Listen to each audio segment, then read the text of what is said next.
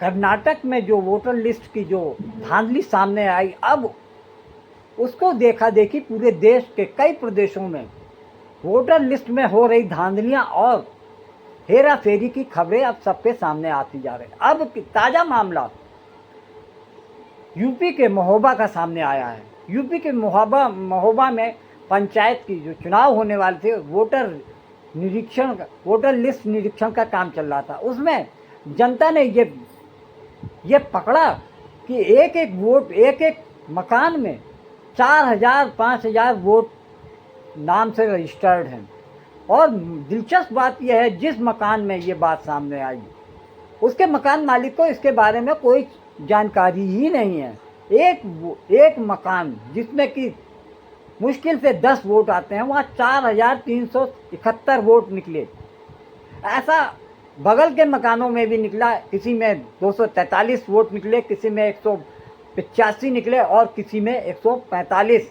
और सभी के सभी मकान मालिकों को इस बारे में कोई जानकारी ही नहीं है।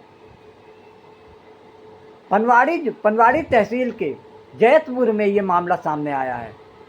वहाँ के रहने वाले रवीन सिंह अहिरवार का कहना है कि जब वो अपनी वोटर लिस्ट में अपने घर के परिवारों का जो 6 वोटर हैं उनका नाम ढूंढ रहे थे, तब उनको अपने ही मकान में इतने सारे वोट रजिस्टर्ड पाए।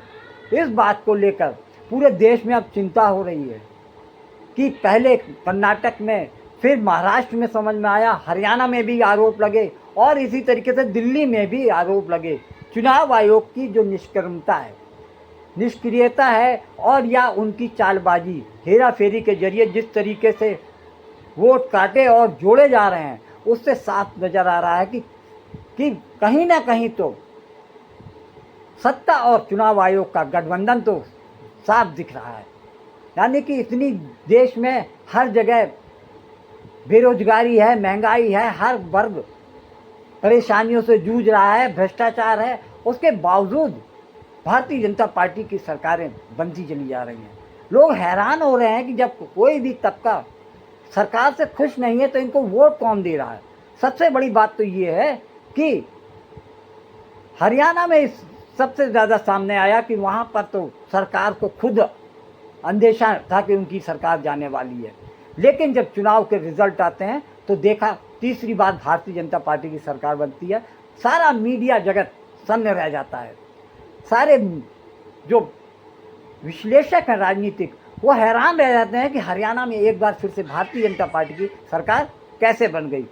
अब तो पूरे देश में ये लहर सी चल रही है कि अब हर जगह हर कोई व्यक्ति चुनाव प्रक्रिया और वोटर लिस्ट की जो धांधलियों के प्रति आशंकित नज़र आ रहा है। धीरे धीरे करके सब जगह से ये साफ नज़र आ रहा है कि वोटर लिस्ट में कुछ ना कुछ तो गड़बड़ियाँ जरूर की जा रही हैं, जिसको लेकर राजनीतिक दल अब बहुत अच्छी तरीके से सक्रिय हैं और सरकार और चुनाव आयोग के जो मिली जुली करतूतें हैं उसके पर्दाफाश करने के लिए तत्काल और तैयार हैं और सरकार को चुनौती देती हुई दिख रही है।